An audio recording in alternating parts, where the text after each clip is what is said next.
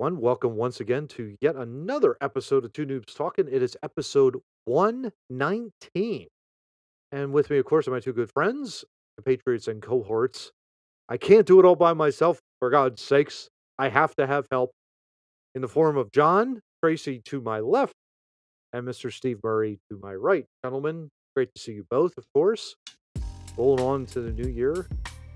John, how you doing, man? What's going on? I am How are great. things How in are you? Texas? Yeah, they're Doing all right. Texasy. They're Texasy, is that right? Nice. Steve, just informed us of a upcoming, what was it, a hockey tournament, right? Hershey next week. That's right. That'll be fun.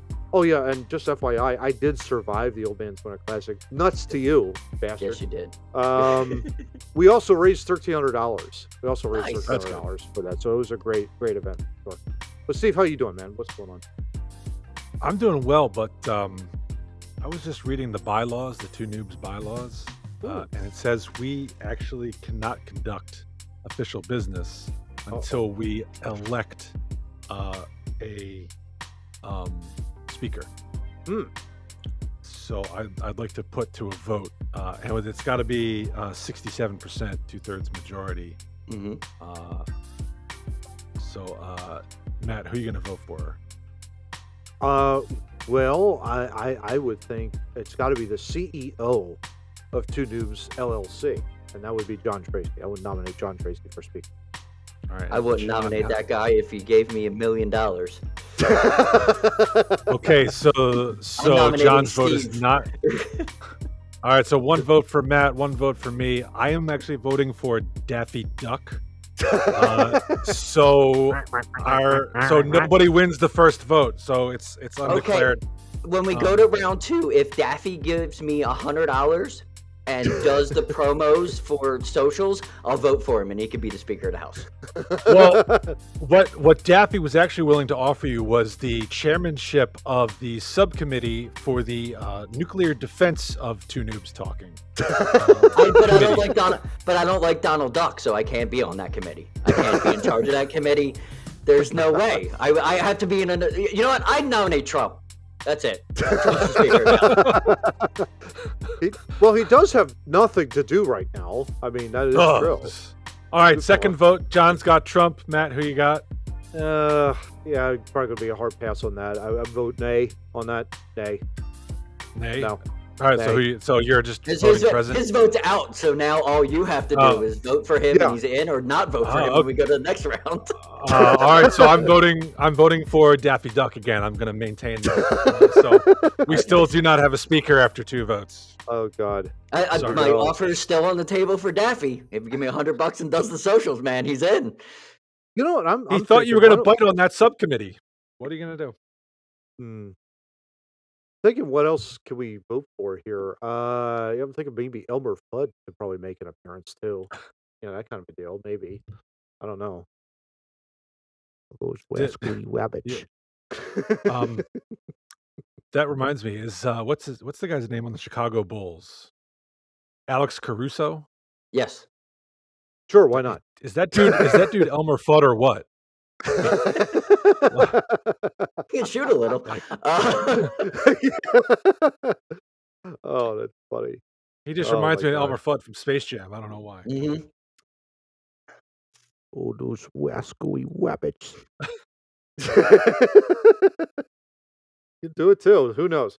Anyway, guys, as we roll on here, I guess we'll go right into the Over 40 rant by Steve. But before we do, this week's Over 40 rant, of course, is sponsored by W Energy Drinks. Go to w.gg, and if you go there and you place an order and use the promo code at Two Noobs Talking, you'll get 10% off your order.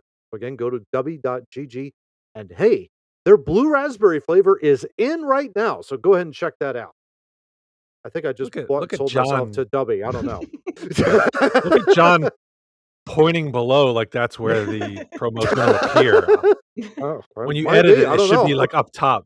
It should be up top.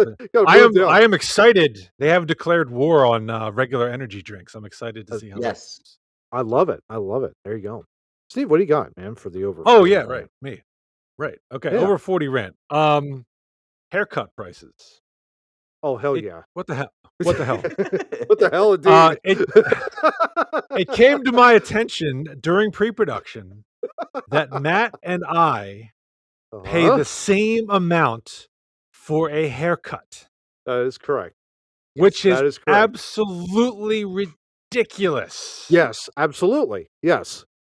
If anything, go ahead, Steve. You should be paying much less. I mean, yes. Frankly, I'm going to bat for you, man. That's it. The fact that somebody would charge you the same they would charge me. Yeah, it makes zero sense. Like, it's got to be a sliding fair. scale.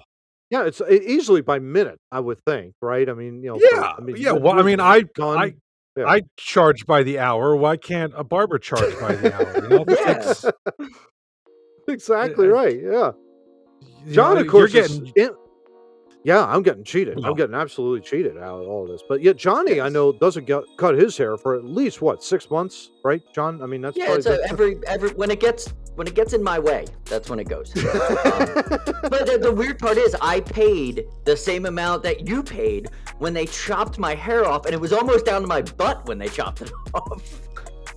So, I don't understand. I don't get it. She could have got way more money out of me on a sliding scale. I will say this. How long did it take? 15 minutes. Well, okay, 15 minutes. 15 minutes? Yeah. Wow.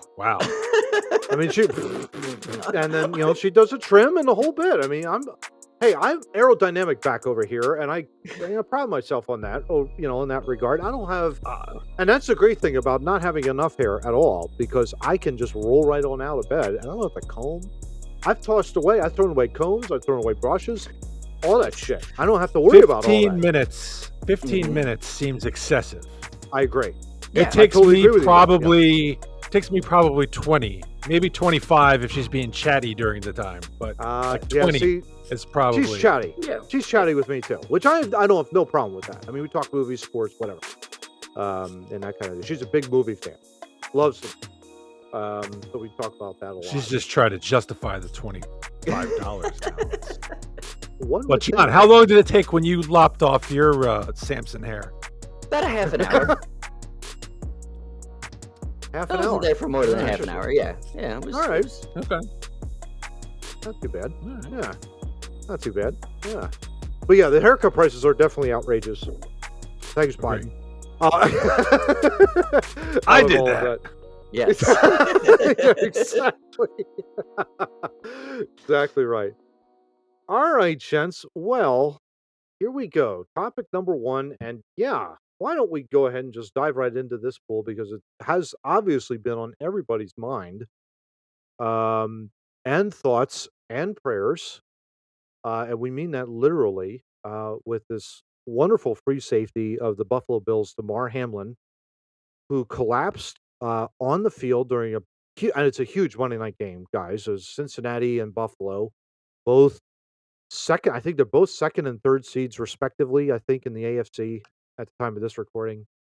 So it was a big playoff game, or a big regular season game. Could have mattered for seedings, but the NFL canceled it, obviously due to Hamlin suffering a cardiac arrest on the field, had to be revived via CPR. And I think an automatic defibrillator was employed as well onto the field. And of course, like, the Bills players distraught, Bengals players distraught. He gets wheeled into the ambulance. Crowd is incredibly silent throughout the entire thing. He is in the hospital. He went into the hospital, of course, and everybody worried about it.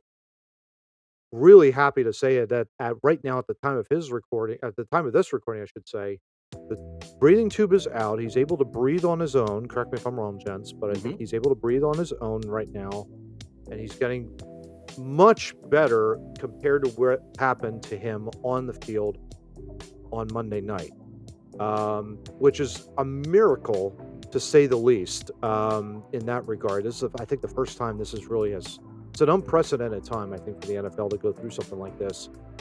But the paramedics that came and responded to this guy's need was tremendous, and I think they should absolutely be applauded for their heroic actions to save this young man's life. And, of course, we know about the story about his toy drive getting over I think it's over $6 million, I think, or something like that. Oh, it's that high. It was 4 last time I saw it. It was 4. I think it's $6 million. I'll double-check that That's in great. post-production when this comes out. So, I mean, it's huge. But, John, I would love to get your thoughts on the immediate aftermath of what happened. Did you watch the game at all? Did you see it happen, unfold? Okay. I went Well, backwards. share your thoughts on this, bud. What do you got? The only reason I found out what was going on is I happen to follow all the Eagles on Twitter, and Twitter was loud at that time of night, and I'm like, what the hell is going on? And because every single player on the Eagles were tweeting either, clown faces at Skip Bayless or saying, prayers or words or, some were literally just going after Skip Bayless, but I'm okay with that because he's free game all the time. Yeah, we'll touch on that later. That's not unheard of, though. So. Yeah, I'm totally fine we with will that. touch on that. Yeah. Any NFL player that wants to do that, go ahead. I love it. So I saw it, and that was shocking. Yeah. We've never seen anything like that. That's not. I mean, the play was a routine. From watching football, it seemed extremely routine. Wide receiver moving into a free safety, a hit occurs, they go down, he gets up and he goes back down, and then that was when everything, the whole world kind of went silent. It was absolutely crazy. I think the coaches and the players did the absolute right thing of stopping the game. I think there was no way you could continue that game at all. There was no reason to continue that. No reason to at that point. Yeah, whatever the playoffs mean to whomever, a human life is way more important than the playoffs. Heck yeah. We could always have another season. He might not have had another day, and I'm glad that they focused on him. And then the game went aside. To his credit, I loved the story when the doctor said he woke up. He asked who won the game. And the first I read that, I was like, I hate the culture of America, because this kid thinks, after that we still played the game. That kind of hurt my heart a little bit when I heard that, because I'm like, but nobody was. I don't think any sport fan was not moving on with their day until they found out that he was okay. Sean McDermott, to your point, John, I got to give him a lot of credit too. I mean, former defensive coordinator for the Eagles back in the day after Jim Johnson had passed, and was an underling of Jim Johnson years ago. Really kind of came out and said, I don't want to be here, meaning at the stadium. I want to be in the hospital with my boy Damar. And it goes to tell you a lot about who Sean McDermott is, and the fact that he put his whole meaning, like McDermott put his entire job on hold essentially to go and care for this. Pretty much his life. It's yeah, huge. It's huge. So did the wide receiver, T. Higgins. Yeah, he went right to the hospital and didn't leave. I think he might still be there. They were reporting that he was going through his own grief, being the other player. But he's been at the hospital. It's been incredible, the amount of support that he's getting from everybody. Yeah, and the love, and it's from the entire country too. That's why I would also want to make that point. Steve, your thoughts on this? I, like John, was not watching. I didn't actually find out until Tuesday morning what happened. But from what I understand, what is, at least I haven't heard anything different, what theorized as to what happened, it's a rare occurrence, but when it does happen, if I read the statistic correctly, the survival rate, even if you are resuscitated within like the first 3 minutes, is only 25%. So the fact that he's, it seems to be improving daily, is great news and good to hear, and really good on the first responders who were there to help him. The whatever that Commotio Corda Commodore 65. What I don't know. I'm a lawyer, not a doctor. Damn it.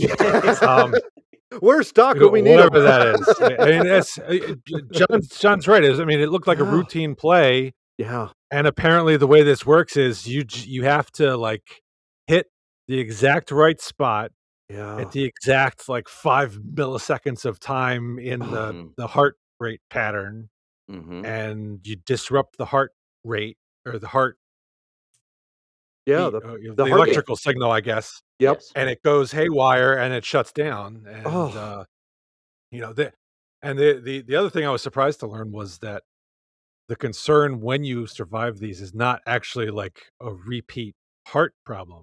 mm, Mhm. It's actually the damage that was done to other organs while your heart was not beating, and so yeah. hopefully, they were able to get him revived as quickly as they could so that he's not Mhm. gonna have any long-term kind of organ effects, but so far, it seems like he's doing pretty Yeah, so well, all signs are pointing that considering the he's circumstance. yeah. All signs are pointing that he has normal function, which is great Yeah. because that's Yeah, I mean, the one fact in that his one in a neurological gazillion. functions Yeah, are intact and yeah. yeah, I mean, that's a huge it's just really a combination of the first responders' grace by the good Lord, I'll just throw that out there as well, Mhm. and for him to protect and provide Damar in that moment, and, yeah, I am just over the moon of the fact that he is now responding well and was able to FaceTime his boys, FaceTime his guys in the locker room. That's a testament, it's just an amazing story, and everything, I in hope that this regard. brings attention Yeah. um, to the extent there are any youth sports facilities that don't have automated defibrillators Yes, on this site. Get them They in better there. yes, damn well get them. I mean, Damn this right. shows why you need them. You're damn yes, right you and wouldn't do. it Amen to and that, Steve. it would Yeah. also wouldn't that make the NFL look okay if they maybe tried to help and do something like that because Yes. regulate because Yeah. they do run programs, so if they you should see that absolutely immediate from the NFL, or I can't they imagine they should be don't have held to the something. woodshed, like Oh, hell yeah. No, you're right. like, You're exactly right, that John. No, you're that should exactly right. be the fact you said that, Steve, makes it so simple that that should have been literally the first Roger Goodell call the next morning. Do we have these everywhere? Yeah. Yeah. Yeah, Instead there of what John goes, assuming Roger Goodell is, running things smartly. No, but that wouldn't that be your first if you were the that CEO of that and that happens in your company, wouldn't the first thing to first ask that question to someone easily that at might know least the answer to that? yeah, easily in the first, like, maybe first 5 questions I have, okay, do we have AEDs everywhere in Yeah. all of the, In all of the high school stadiums, in gyms? all of the high school gyms, and all of the Yeah. college, like, is Yep. this a thing? Because if this can happen in football, is this a thing that we have? Yeah. I would Yeah. I would think most colleges probably have them because Yeah. they're gonna have, but I would worry about high schools or, like, club Mhm. Mhm. teams, Club teams, yeah. Mhm. who don't have kind of perhaps the resources or facilities that, Yeah. more well-funded schools would. Yeah. Mhm. Um, and so you would hope that, efforts are made there to And make sure those they things have are the proper equipment. And those things, those automatic defibrillators are really an amazing device. They tell you basically when to shock. You don't guess like in the old days where you're just That's having good. Yeah, that's you're, good. you're able to See, tell like technology what that works. exactly is happening. Yeah. Mhm. Yeah, right. I would be Exactly. scared shitless if I had to use one of those, like, Oh old-timey yeah. ones. Oh Oh, my god. Yeah, oh my that's gosh, yeah. You're not kidding. Um with the good Are though, they gents. are they the ones that you, like, attach the leads, like, Yeah. peel off stickers or something? Mhm. Something like And that. you just like, the program just runs and you just Yes. get Yeah. your hands off? Yep. Alright, 100%. that's good. Yeah. With the good, obviously with Damar's condition improving, gentlemen, comes the bad. And the bad is mostly the sports media and their absolute ridiculous takes that we have seen over the last 3 days. It just goes, I think, for one thing, goes to show that we're just so woefully unprepared whenever something like this happens. The immediate reaction by Skip Bayless, I mean, I don't even know what to even say. An hour after this game is canceled, essentially, or postponed, he's out there tweeting essentially like, well, what are we going to do with the NFL? What are we going to do with the regular season? Like, dude, someone's in the hospital almost dead. I think we can wait before we have to send the tweet out, I mean, just saying.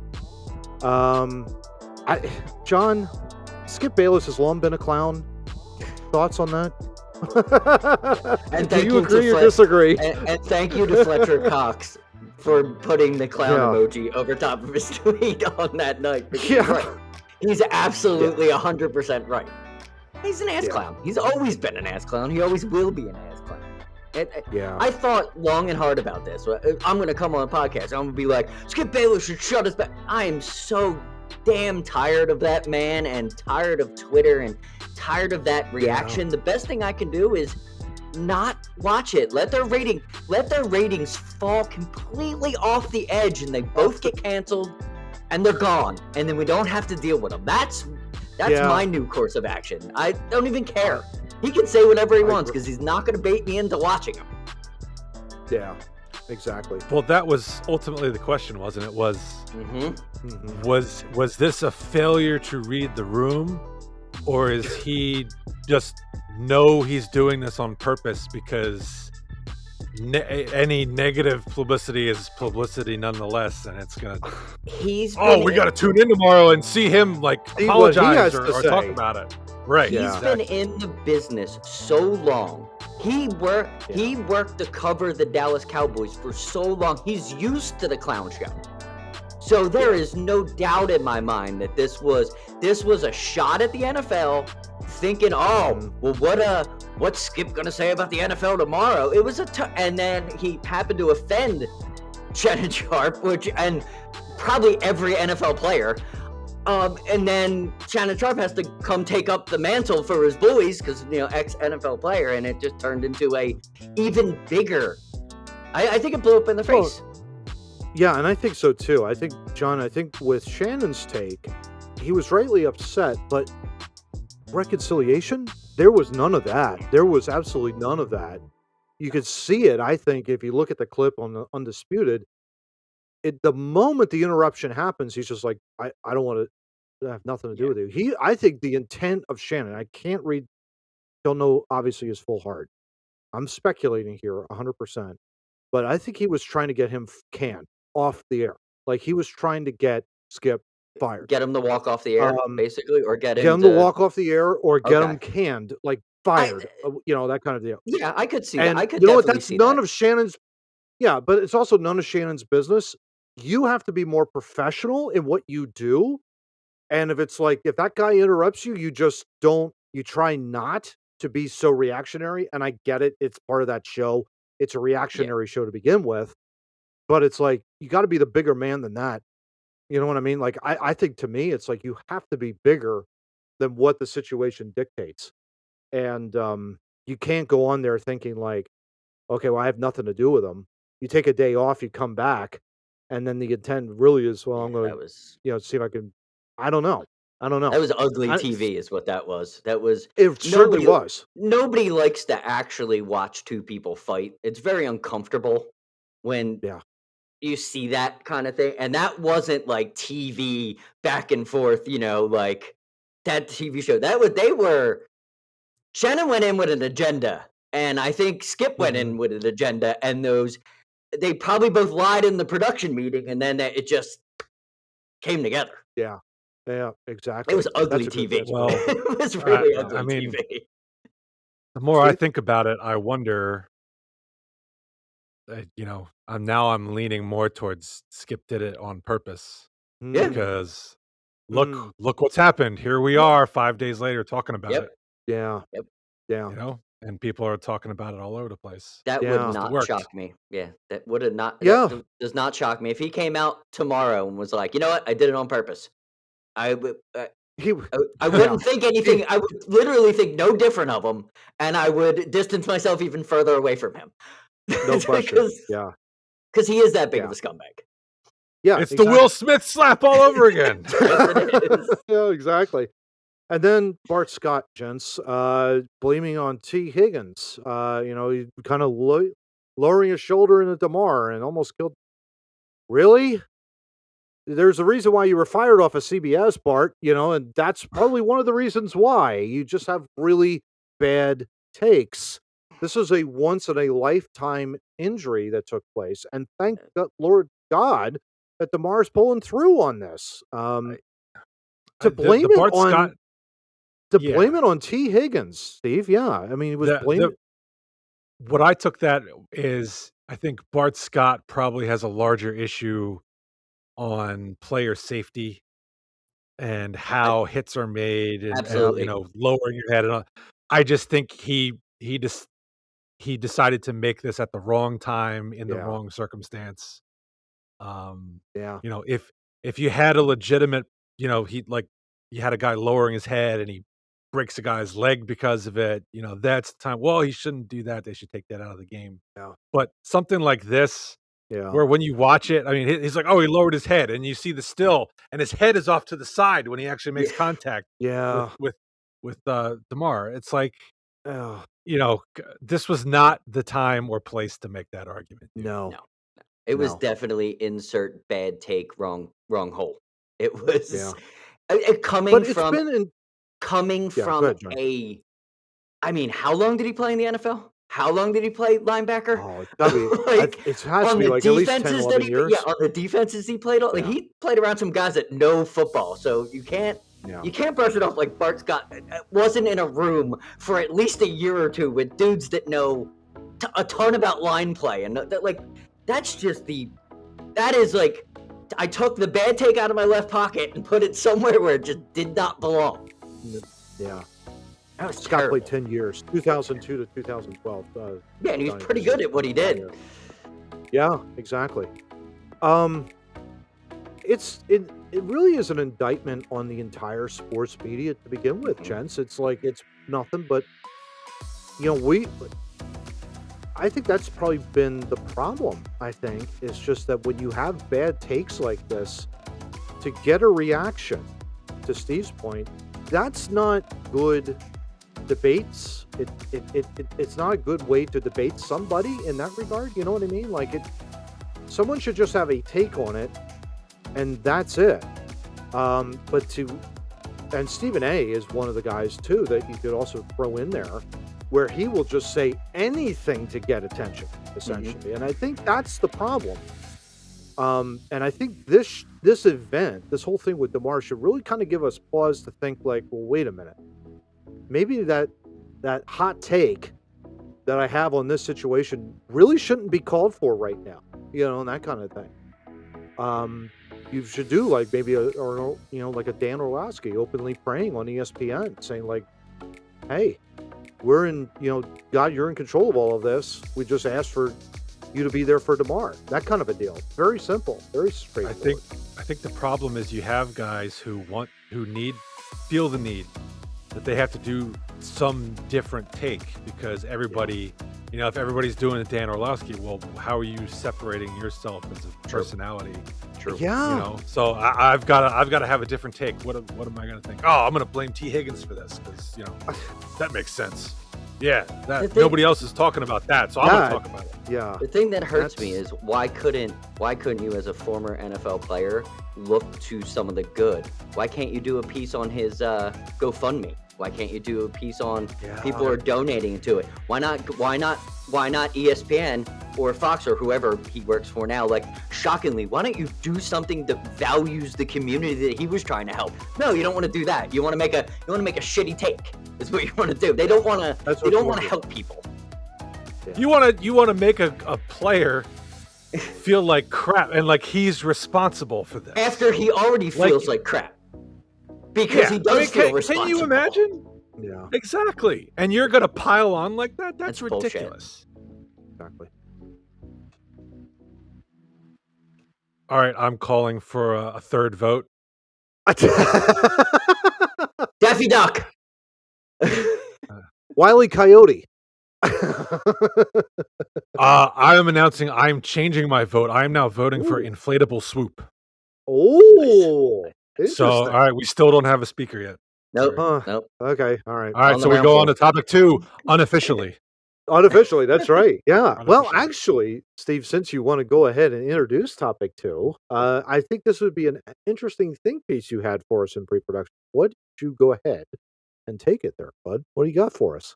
Right. So we got some good news, I guess, last week, was Mhm. it? Mhm.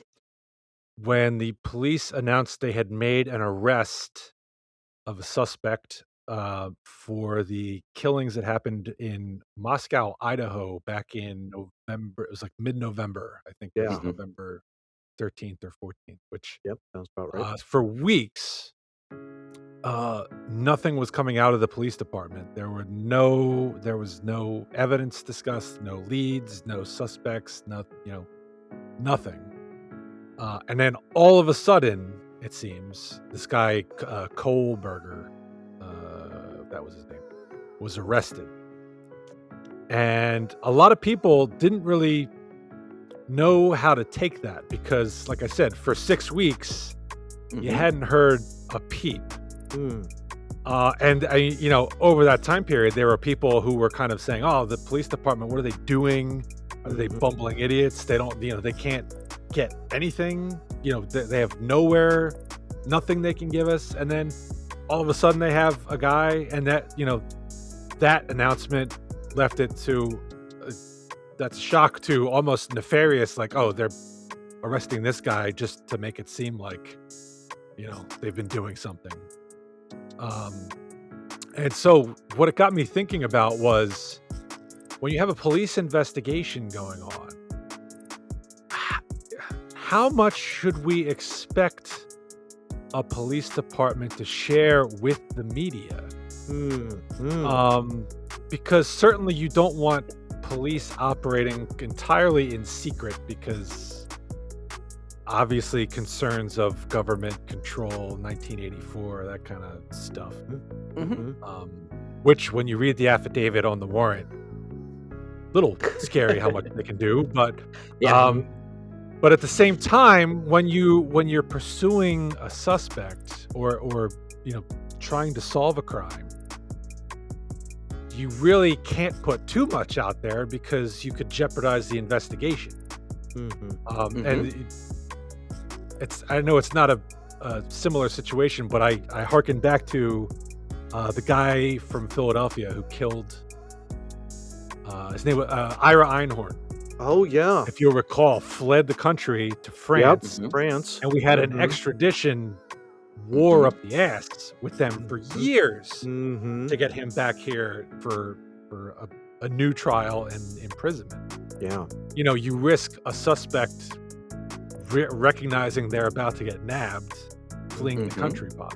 Mhm. Mhm. So I wanted to get your guys' kind of opinions on how much responsibility do you think a police department has to kind of share information, and not just to satisfy the media's curiosity, but people in Idaho were like they were afraid. People were afraid to go to school. Cool. Mhm. People were Mhm. afraid to go out because this guy's loose. I don't know who he is, where he could be, Mhm. what his Mhm. motive was. I could be next.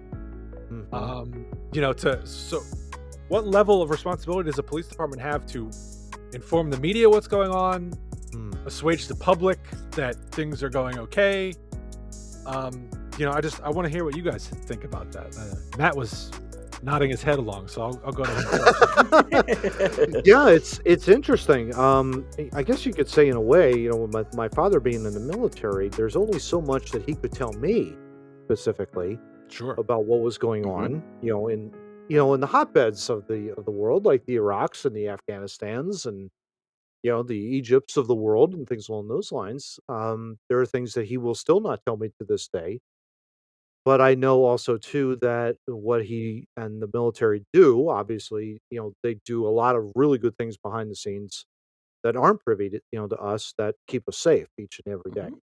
I think the Mhm. same thing applies here in the police. I think in this regard, it's a high profile case and it's media attention, obviously. And so yeah, the natural reaction I think for everybody is to be on guard and go like, okay, well, gonna be next, all that kind of stuff. But at the same time, I think there's a quiet confidence too that if you have police kind of saying, we're on the case, we're looking into this, we're devoting all of our attention on this, keep going about way your life, keep living your life as is, that's fine by me. It's just I'll keep the pepper spray a little bit closer to me, that kind of a deal, or that kind of a, that I Mhm. guess in that regard.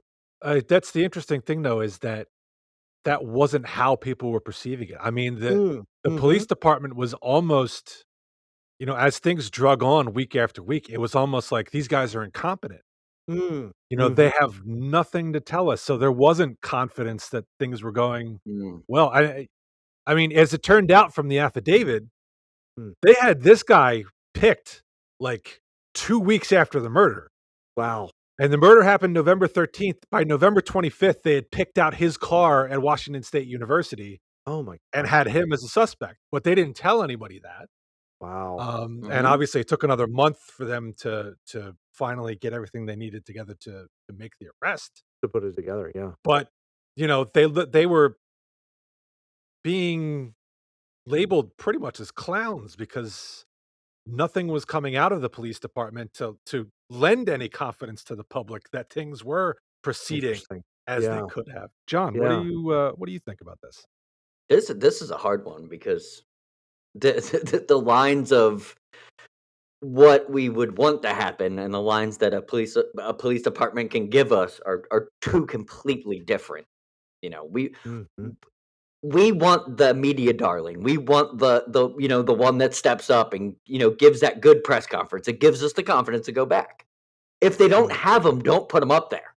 That's my thing. Like Mhm. if you don't have a good PR department, and let us think you're stupid because it'll be better. It'll just be better. That's my first thing. If you got him, throw him out there, Yeah. or him or her out there. But if you don't, I don't need it Yeah, because Yeah. if that's your PR guy naturally has shifty eyes, you probably don't want him up there going, "Yeah, things are going well. We're don't working need it. We don't need hard." that guy. Yeah, we don't need that guy. We And don't we need that know, guy. a lot of people don't put stock in the PR because they don't get high profile cases. So I kind of side with the police in this one. Is if you don't got it, shut up and go get them. I'd rather the end result be the arrest than him get away For sure. because Yeah. you're really bad at PR. And I think that's what people are, but they're incompetent. Yeah, they're incompetent because they don't have anybody that could step up and speak to us about it. That's why they Mhm. look like they're incompetent because they're not saying anything. Yeah. I mean, you get cases where, they'll get a sketch artist and they'll put up Mhm. a picture and Mm. they'll say, "We need your help finding this guy." But And do you it wanna was do that almost with the a complete murderer? opposite here. Mm. They Mm. do it with murderers. I mean, No, when I'm they just have saying a suspect. maybe maybe they weren't looking at it as, "This was a murder, we need to get him." Maybe it was, "This was a murder, we don't know what he's capable of because of this one. So we're not Mm. gonna throw him out there because what if someone goes, 'Hey, I know you from that.'" You know what I mean? Like, I could understand why they wouldn't do that because you don't know what the MO of the suspect was. It could have been so gruesome that they can't talk about it. Mm. That's the one It could thing be. we Yeah. definitely have to look at is it's not just a news report when someone is murdered. Like, they were murdered in Yep. cold blood. Like, Yeah. they can't tell us these things. So, and if it Yeah. was that bad, I thank God they didn't tell us. Well, what was it that they confirmed the guy that murdered because they had a routine traffic stop of him getting pulled over so that they could look at his hands? I think I saw that That's or Yeah, that's been yeah. bandied about. I thought I saw another article that said the FBI was denying they had requested Indiana yeah, state troopers to pull him over. Yeah, but that was yeah, the But, initial I mean, report that right. the troopers pulled him yeah, over, yeah. When yeah. you read the, affidavit for the warrant Mm, for arrest, they canvassed video surveillance from, like, all over the area. wow. Had a white 2011 to, like, 16 Hyundai Elantra pegged as a suspect vehicle. Hmm, Followed, like, "Oh, he's going down this road. Let's see, that leads normally to Pullman, Washington. Let's see if we have anything there." And we're able to pull video from there. They mhm, got involved with WSU security, who found a car. They mapped it to this guy. They had his phone number from when he'd been pulled over, like, months earlier for some traffic infraction. Oh, They wow. tracked his cell phone, like, what towers were servicing him. They found out at the time the murders occurred, his cell phone wasn't drawing from any tower, which means it was probably off or in airplane mode, which would, if the guy's studying criminology, he might know that's how people can get caught sometimes. Interesting. This is getting tracked. The level of sophistication they used to catch this guy was fairly incredible. But they came across for weeks like they had no clue what they were doing. Amazing. It could be a shell game too, Steve. I mean, that's another thing too. It could be something where they're luring the suspect into thinking like, oh, these guys are incompetent. I've got this entire police force on the run looking for me. All the while, they're going behind him, knowing, okay, we're going to catch him this way. Yeah, we got him. We're not going to openly say that in a press conference. Yeah. But we'll just play along with the game. We'll just play along with him kind of going like, oh, yeah, this guy, they're an incompetent police force. Yeah. All that kind of shell game. Maybe this particular case can help the next time something comes along. Say, okay, well, the police aren't telling us anything because they probably have something going on, don't want to jeopardize it. Yep.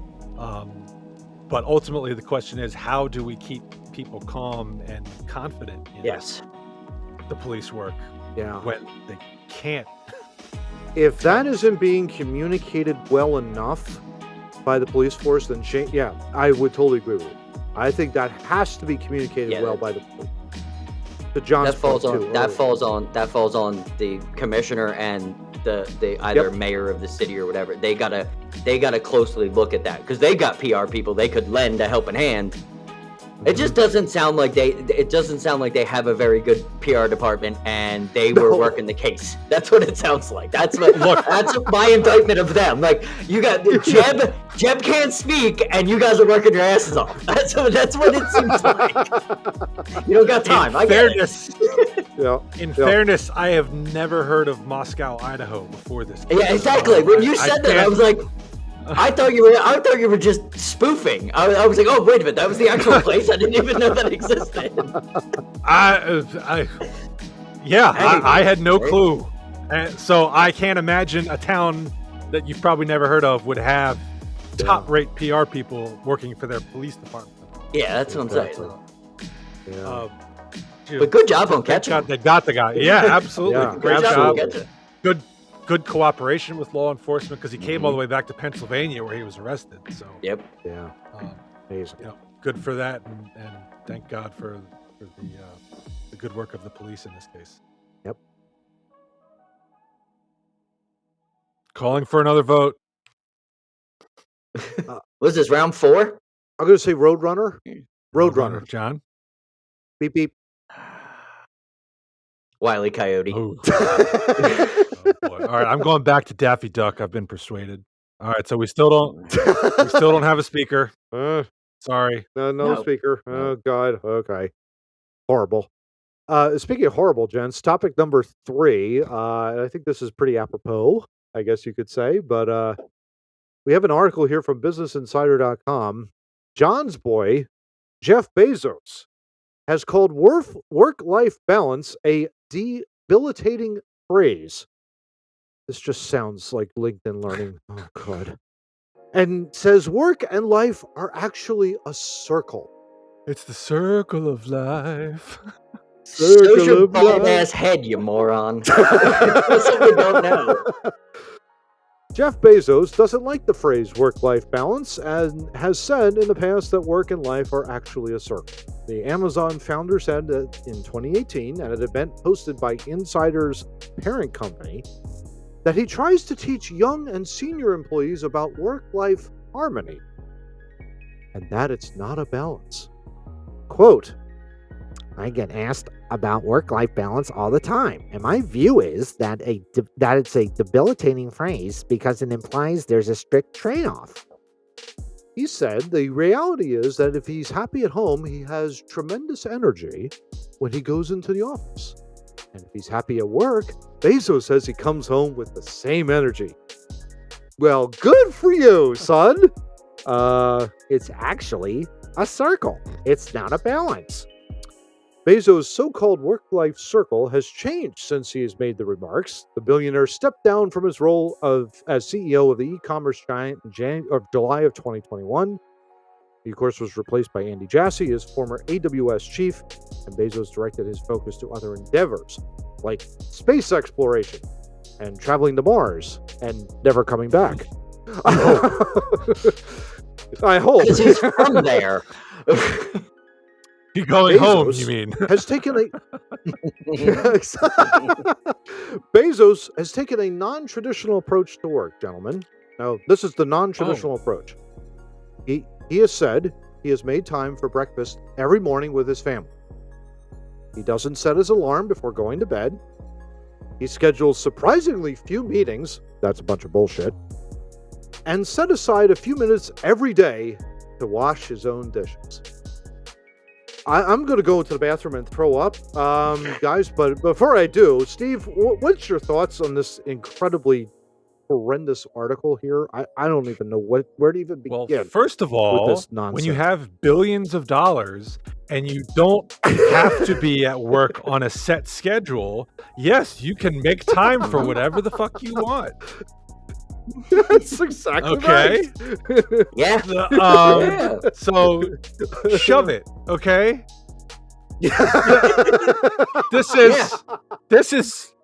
This whole article comes about because Jeff Bezos doesn't like the word balance. Is really what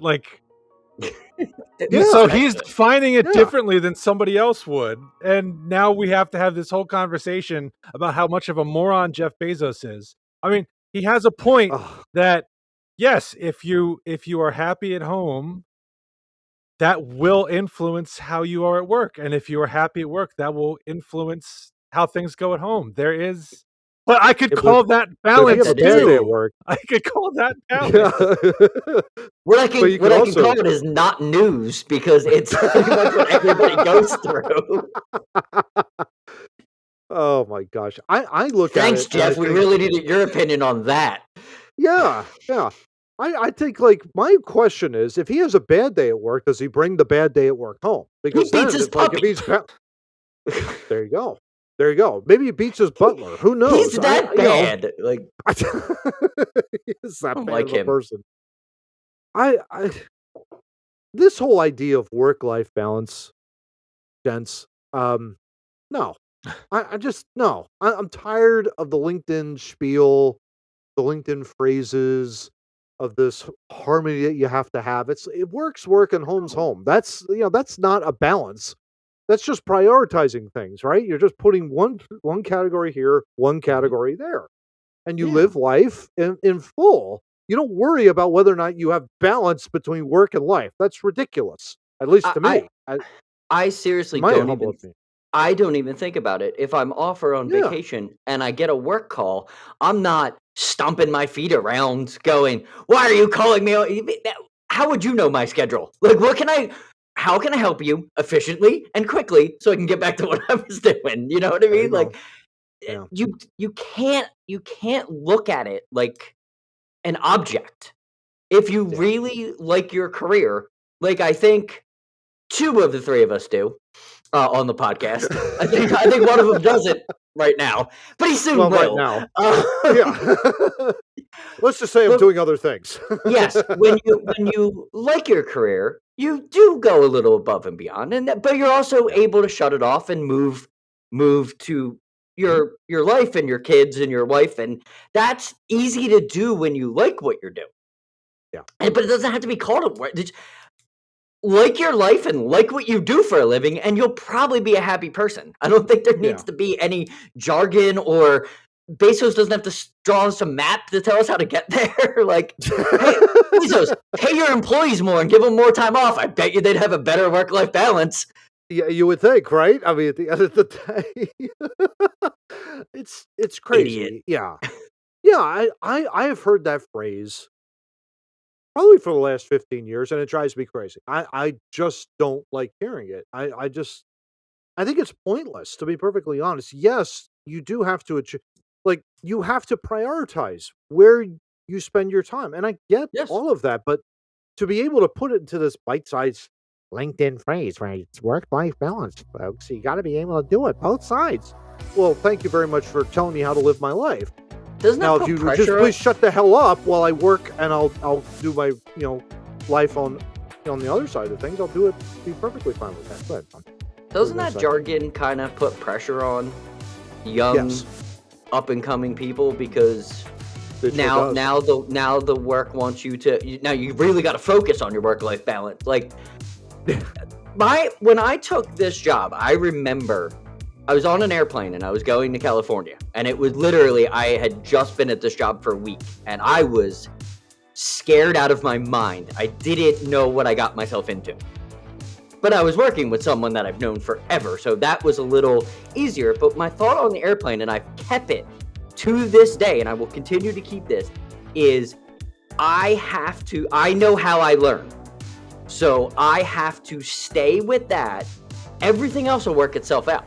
And it does, and it absolutely does. My work-life balance works itself out because I know what I have to do at work, and I know what I have to do at home, and I live my life that way. I know, this is required of me at home, this is required of me at work, and it's not, I don't know, I think that would put so much pressure on someone, especially coming out of college and going into a field where they feel pressure from both sides now, because you're always going to get pressure from home, because if you're liked at home, they're going to want you home. Yeah. No, it's a good point. I think the main issue is really to be able to have the freedom to reasonably prioritize the way you need to. Like if there's something at home you do need to take care of, then you need to have the freedom at work to be like, all right, I need time to do this. And at the same time, if you have something that needs you to work late one night because it has to get done, you need the freedom to be like, I can't get home for dinner. I'll I can do it. Exactly. And as long as it's not going too extreme one way or the other. You have to work till 9 o'clock every night. Yeah, well, that's hurting me at home. I need to leave at 3 o'clock every day because because I need to get my toenails done. That's probably unreasonable. So having the freedom. Yes, Matt, please feel free to just leave and get your toenails done. We'll wait. Okay, I'll be right. To be able to have the freedom to call that no cheeks.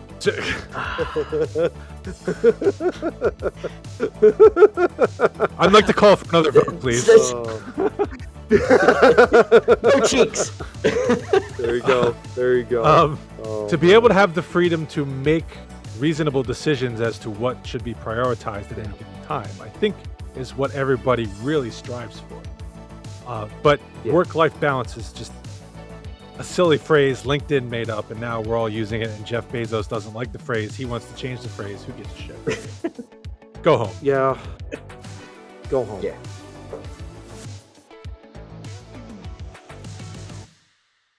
I guess before we hit the fourth topic, last call for speaker, or do we have to adjourn for last call? Let's go for it. So John, what do you think?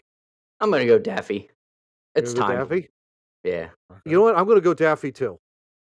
Oh, wow. Yeah. All right. We've got 2/3 majority. I was gonna turn my vote to Beavis, but all right, so Daffy Duck. Yes, I do not have enough TV for his bunghole, so we can't have the speaker. Cool. Oh my gosh. All right, gents. Well, on a lighthearted fourth topic, I mean, this has been pretty heavy the last 3 ones, so this one should be really. Well, really actually, the third one wasn't really that heavy. Yeah. Jeff Bezos is a douche. Yeah, that's true. John hating on his boy. Gotta love it. Simple. New York Post article here, guys. Fourth topic: robot lawyer, powered by artificial intelligence, will help fight speeding ticket as it takes first case in court. What? I'm sorry. I just remembered Frozen Caveman Lawyer from Saturday Night Live. The Phil Hartman thing. When you said robot lawyer that time, I started thinking of Phil Hartman as the caveman. That's lawyer. awesome. Phil Hartman, by the way, great comic. By the way, look him up, please. He was great. Could they get his voice for the AI that gives the advice to the people? That would be incredible. Would that be great? That would be incredible. The world's first robot lawyer will take a case in court next month with the artificial intelligence legal assistant helping a defendant fight a traffic ticket. The AI, billed as the world's first robot lawyer. It sounds like something out of Futurama. It's definitely not world's first robot lawyer. That's the thing I was thinking of was Robot Santa, actually. Yeah, exactly. By the startup that created it, Do Not Pay. You gotta love these startups, right? I mean, that's a great thing. Will run on a smartphone and listen to court arguments in real time before telling the defendant what to say via headphones. The unprecedented hearing is slated to take place sometime next month, but the makers of the robot lawyer are not disclosing the location of the court or the name of the defendant. Science and technology publication New Scientist reported that the ticket at the center of the trailblazing case was issued for speeding. The defendant will only say in court what the AI instructs them to say. I have a feeling this is not going to go over too well. This is a bad idea. Yeah. Should they lose the case, Do Not Pay has agreed to cover any fines, according to the company's founder and CEO. I would hope so. So, yeah. Yeah, really. Suppose you lose, and not only do you have to pay a fine, but you're going to have points. Yeah. You know, on the driving record. That's going to be on your driving record. That's going to count against you. What's Do Not Pay going to do about that? Yeah, exactly. The CEO, Josh Browder, a Stanford University educated computer scientist. Ooh, wow, that sounds expensive. Launched Do Not Pay in 2015 as a chatbot that provides legal advice to consumers dealing with late fees or fines. But the company pivoted to artificial intelligence in 2020. Browder said it took a long time to train Do Not Pay's AI assistant on case law. Really? Yeah. Covering a wide array of topics and to ensure the app sticks to the truth. Really? That's fascinating. We don't want a Facebook bot. Yeah, we don't want a blunderbot situation here. Browder told the outlet, quote, "We're trying to minimize our legal liability, and it's not good if it actually twists facts and is too manipulative." You don't say. So it talks about a smart part of me. The defendant won't do that on their own. Oh no, of course not. That's just really weird. A small part of me, I want to hear the gavel and the AI robot just go, "I'm guilty. Say I'm guilty. Say I'm guilty." It's just a part of me. That would be awesome. That would be awesome. Admitted, Your Honor. The AI Badger is a witness. Yeah, exactly. It's Badger. Can you imagine? The software was adjusted so it does not automatically react to everything it hears in court. Instead, it will listen in on the arguments and analyze them before instructing the defendant how to respond. Browder's ultimate goal is to have his app replace some lawyers altogether in order to save defendants money. Fascinating. So it's interesting. We have a lawyer, of course, that stars on this very podcast. And he's not made of AR. He's not made of AR, to our knowledge. That you know of, yeah. I know of, yeah, exactly. And he studied case law and didn't bitch about it. Exactly. Oh, I wouldn't say the part is true. To yourself, not to the entire internet. Fair. But I would love his reaction to this. Steve, before I feed you the answers of what to say. No, kidding. Let me make sure my AI bot in my ear is ready. It's working, right?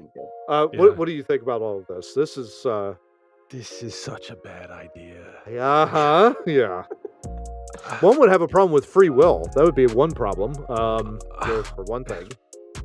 But traffic tickets are one thing. Yep. Okay, because although even there, you're going to have a wide variety of factual circumstances. Mm-hmm. No case is ever the same. Yep. And the job of a lawyer is, to assess the actual facts of the case and apply the existing law, whether it be from legislative, statutory law or case law from court. Make it fit somehow. And I don't understand how it takes creativity. And I don't feel like AI is capable of that. You know what I mean? Like, again, for traffic tickets, it might be one thing, but even there, I heard of a guy who got out of a speeding ticket it wasn't a speeding ticket. It was, he was accused of rolling a stop sign, but the guy was able to show using physics that based on where the officer was sitting who observed it and the obstacles in the way, that he actually had stopped and had not rolled through the stop sign. You think a robot's going to be able to figure that out? I don't think so. That. Yeah. And as far as this nonsense about the truth, I know from experience, a client, whether plaintiff or defendant, never, ever gives you the whole story. Yeah. Ever. How is a robot going to figure out what's what? Yeah. Seriously. That's such a great question and a great point at the same time, because you're right. I mean, and also my question too, in regards to this, has to do with tone and body language. And if the defendant is just sitting there like this and not doing a thing and only listening to what's like, that just takes all the emotion out of it. And it would have to be so surreal. Like, if you're in the jury box, what's your thought process on this? Because it's like that testimony isn't fully truthful to me, because he's being fed an answer from an outside source. Essentially, it's not him that's providing that source. So is he really telling me the truth or not? That's my question in regards to, I don't know. I don't think that can be answered. But I mean, again, for speeding tickets, you're not going to have a jury, so you don't have to make that sort of assessment. Okay. A judge will understand better. But if you're spinning this forward, but frankly, I'm shocked a judge would let something like this go on. Like, this is going to listen in by cell phone. Like, that's awfully suspicious and weird. That was what piqued when an article came across that. So I was like, they're actually it was an AI lawyer, robot, whatever. And I was like, they're actually going to do it. Like, I was taken aback by them saying this is going to happen sometime. I'm like, they're literally going to do that. And then I read on and I found out what the guy he was going to pay for the, if it goes guilty. It's basically like an experiment, and the judge is allowing this experiment to happen. Probably gets a kickback. I would hope because it's ridiculous. Yeah, exactly. Yeah. I think it just takes all the human element out of the entire court, obviously. In that regard. Speaking of Futurama, watch the episode where it's the planet of the robots and they have a trial, and you tell me that's where we're going. If they're going to try and do robots for lawyers, that's where this is going. I wouldn't mind Bender, representing me, maybe. Oh God. He's the last person. He would be able to bend things, but I think that probably would be for my defense. Talk about the one going, say you're guilty, say you're guilty, say you're guilty. Yeah. Be him. Exactly. Oh, I get AI has advanced so far, but there are things you have to do as an attorney where things come up and you have to be able to think on your feet. And it's going to listen in, but what's the process? And as we've seen, BlenderBot, you mentioned. Yeah. Yes, these things are only as good. It's, garbage in, garbage out. Yep. You could feed it all the case law you want, but if you don't give it all the factual potential circumstances, how is it going to know how to react? Exactly. Yeah. A question from a novice to a lawyer. just because I think this will debunk the whole AI that it can't do the lawyer's job. No matter how much you studied in a case, how many times have you had to take a step back and go, oh, wait a minute, need to maybe go back to that. Maybe I need to pivot in the middle of a case, like we need to pivot this way because that didn't go the way we thought it was going to go. Oh, yeah. That's what I mean. How is an AI ever going to do that? Yeah. Yeah. Siri can't even give you directions. Yeah. Right? Skynet became self-aware. 2:14 a.m. August 29, 1997. Oh my gosh.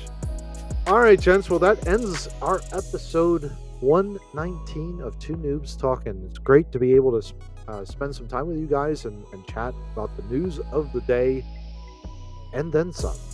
Especially some thought processes, things like that. And it only took us 5 votes to get to a speaker. Can you imagine? So we beat the Republicans. Who knew? Yes. Who knew? You know, and Jeff Bezos is still a douche. Still after all these years. Reporting live. All right, then. Well, until next week, guys, hope you all have a great week, and we'll talk to you then next week. Take care. Hey everyone, we hope you enjoyed today's episode of Two Noobs Talking. Not only is Two Noobs here on YouTube, but you can also find us on your favorite podcast listening platforms such as iHeartRadio, Apple, Google, and Samsung Podcast, among others. Until then, see you next week with another episode of Two Noobs Talking. Take care.